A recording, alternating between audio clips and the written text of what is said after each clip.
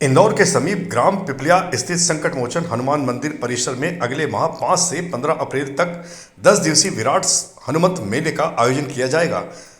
इस दौरान श्रीमद् भागवत कथा, यज्ञ, प्रवचन और विभिन्न धार्मिक अनुष्ठानों का आयोजन होगा। कथावाचक पंडित विनोद शास्त्री के द्वारा किया जाएगा। आयोजन का मुख्य आकर्षण 10 से 13 अप्रैल तक होने वाली 3 दिवसीय भू समाधि साधना रहेगी, जिसे महामंडलेश्वर राजगुरु महाराज राष्ट्र रक्षा और जन कल्याण के उद्देश्य से करेंगे। महोत्सव में 12 फीट ऊंची हनुमान प्रतिमा, रुद्राक्ष अभिषेक, अखंड धूना और महाआरती जैसे आयोजन भी शामिल है। आज हमारा 3 दिवसीय भू समाधि कार्यक्रम होने जा रहा है। 5 से 10 अप्रैल हनुमंत विराट मेला लगने जा रहा है ग्राम पिपले लोहार तिल्लोर खुर्द के पास में।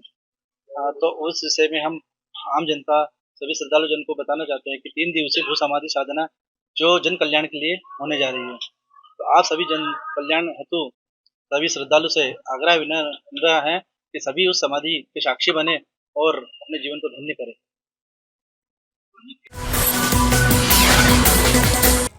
चैत्र नवरात्र के 5वें दिन स्कंद माता की पूजा अर्चना की जाती है। इंदौर के विभिन्न मंदिरों में सुबह से ही श्रद्धालु माता के दर्शन के लिए पहुंच रहे हैं। परदेशीपुरा स्थित मां कनकेश्वरी देवी मंदिर में बड़ी संख्या में भक्तों की भीड़ देखने को मिली।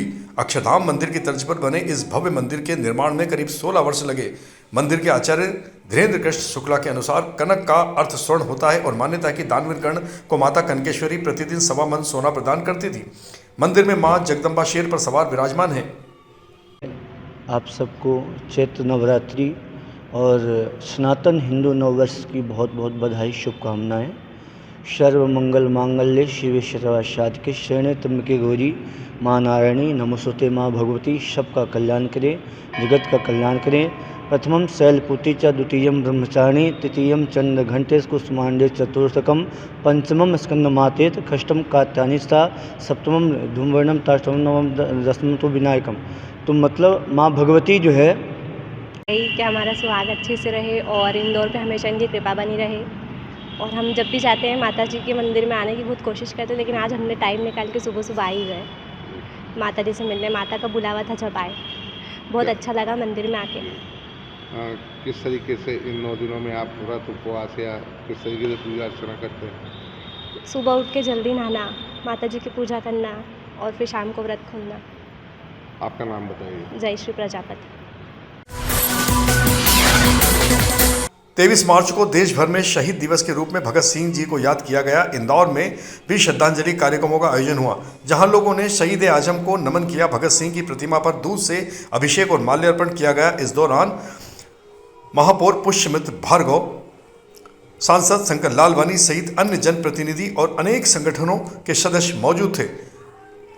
भारत की स्वतंत्रता के लिए, भारत माता के मान सम्मान स्वाभिमान के लिए अपना सर्वस्व न्यौछावर करने वाले शहीद भगत सिंह, सुखदेव, राजगुरु और हमारे शहीद हेमू कालानी, जिनकी आज जयंती है, ऐसे चारों वीर सपूतों की स्मृति में उनके त्याग बलिदान को याद करने के लिए पिछले 23 सालों से लगातार मशाल यात्रा, जो उनके विचार को, उनके त्याग को आने वाली पीढ़ी तक पहुंचाए, उस उद्देश्य से ये मशाल यात्रा निकाली जाती है।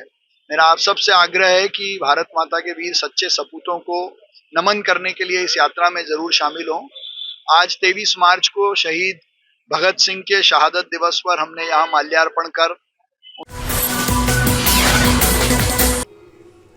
इंदौर में ट्रांसजेंडर समुदाय ने ट्रांसजेंडर व्यक्ति अधिकार संरक्षण संशोधन विधेयक 2026 के विरोध में सोमवार को एक बार फिर नाराजगी जताई है।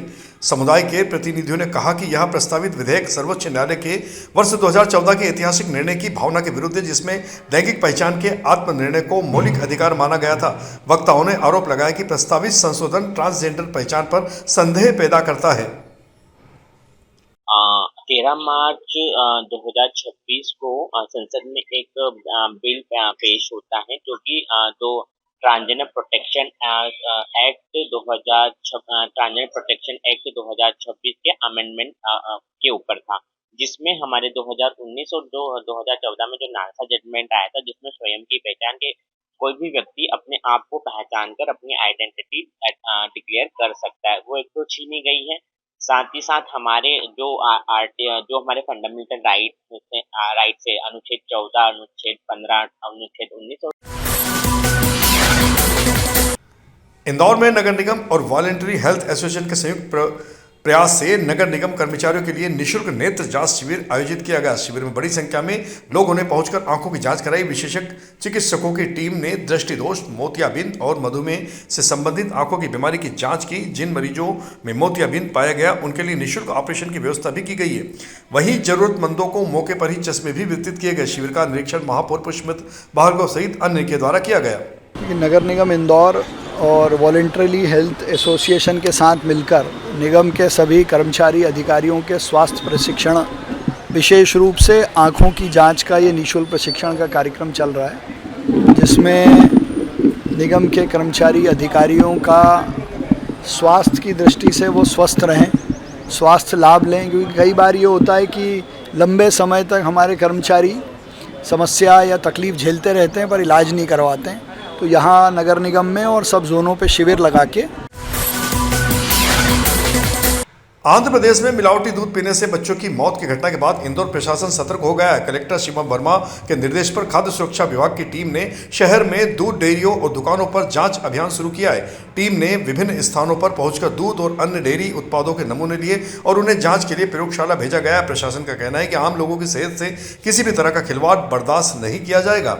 दिशानुसार निरंतर हमारी जो खाद्य सुरक्षा टीम है वो निरंतर कार्रवाई करती रही है। हम लोग बहुत सैंपल हमने किए और इसी कड़ी में अभी हम लोगों ने आज डेयरी के भी विशेष अभियान चलाकर डेयरी के और जो दूध प्रदाय करते हैं, जो विक्रेता होते हैं, उनके भी हमने सैंपल कलेक्ट किए हैं। इन सब का विश्लेषण किया जाएगा और जहाँ पे कमी पाई जाएगी उस पर सख्ती से कठोर कार्रवाई की जाएगी।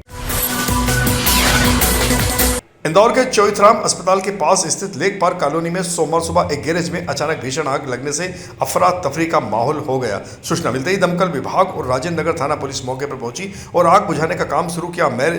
गैरेज में खड़ी 2 कारें आग की चपेट में आकर पूरी तरह जलकर खाक हो गई। दमकल कर्मियों ने समय रहते आग पर काबू पा लिया, जिससे आसपास के क्षेत्र में बड़ा नुकसान टल गया। हर साल की तरह इस बार भी चैत्र मास नवरात्र के दौरान श्री सकलपंच फूलमाली समाज इंदौर का भव्य गणगौर महोत्सव आयोजित किया गया। इस अवसर पर विशाल शोभा यात्रा निकाली गई, जिसमें हजारों की संख्या में समाज बंधु शामिल हुए। यात्रा में बड़ी संख्या में महिलाएं और युवतियां शामिल थी। इस आयोजन के मुख्य सूत्रधार श्री सकलपंच फूलमाली समाज इंदौर की शहर की पूर्वी क्षेत्र समिति रहती है, जिनकी अथक मेहनत, लगन और परिश्रम का परिणाम है कि यह आयोजन हर साल भव्य रूप से आयोजित किया जाता है। आयोजन के तहत समाज के विभिन्न परिवारों द्वारा सजाई गई गणगौर प्रतिमाओं को एक स्थान पर लाया गया, जहाँ माता रानी का सामूहिक पूजन, आरती और उसके बाद भव्य शोभा यात्रा निकाली गई।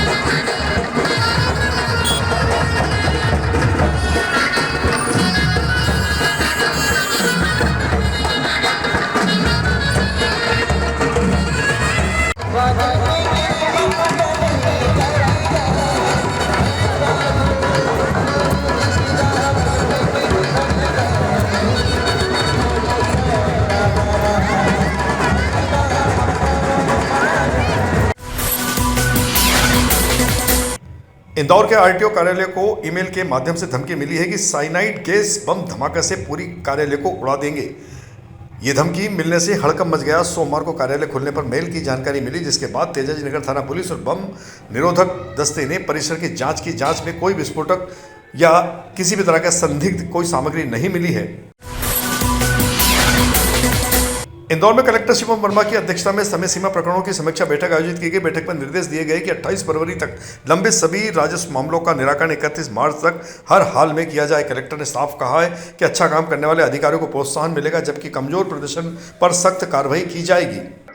देखिए, माननीय मुख्यमंत्री जी के निर्देशानुसार जो टीएल बैठक में सीएम हेल्पलाइन जो संकल्प समाधान जो विशेष अभियान चलाया जा रहा है उसकी समीक्षा और जो ऐसे और अन्य विषय जो प्रायोरिटी के हैं उनकी समीक्षा की गई है। सीएम हेल्पलाइन में सभी लोग को ये बोला गया है कि अच्छी परफॉर्मेंस रहे। जिला इंदौर की परफॉर्मेंस निरंतर बढ़ी है इसमें और हम लोग और बेहतर करने का प्रयास कर रहे हैं इसमें। मध्यप्रदेश सरकार ने वरिष्ठ अधिवक्ता पंडित देवी प्रसाद शर्मा को केंद्रीय मूल्यांकन बोर्ड यानी कि सेंट्रल वैल्यूएशन बोर्ड वाणिज्य कर आबकारी एवं पंजीयन विभाग भोपाल का सदस्य नियुक्त किया है। उल्लेखनीय है कि उन्हें यह महत्वपूर्ण जिम्मेदारी लगातार दूसरी बार सौंपी गई है, जिससे उनके अनुभव और कार्यकुशलता पर सरकार का भरोसा स्पष्ट होता है। इंदौर के थाना छतरीपुरा पुलिस ने जिला बदर किए गए एक बदमाश को गिरफ्तार करने में सफलता हासिल की है। पुलिस के अनुसार आरोपी कृष्णा उर्फ कन्ना पिता धर्मेंद्र चौहान निवासी समाजवाद नगर है। आरोपी के खिलाफ शहर के विभिन्न थानों में करीब 1 दर्जन आपराधिक मामले दर्ज है। थाना प्रभारी संजीव श्रीवास्तव ने बताया कि जिला बदर आदेश का उल्लंघन करने पर आरोपी के खिलाफ वैधानिक कार्रवाई की गई है। पुलिस अब उसके अन्य आपराधिक रिकॉर्ड भी तलाश कर रही है। तो यह थी हमारी आज की प्रमुख खबरों का सिलसिला आगे भी जारी रहेगा। इंदौर से जुड़ी ताजा और महत्वपूर्ण जानकारियों के लिए आप हमारे दोपहर न्यूज चैनल से लगातार जुड़े रहने के लिए सबसे पहले इसे सब्सक्राइब करें। यदि आपके पास भी कोई महत्वपूर्ण खबर या जानकारी हो तो आप दोपहर न्यूज चैनल पर दिए गए नंबर के आधार पर संपर्क कर सकते हैं। धन्यवाद।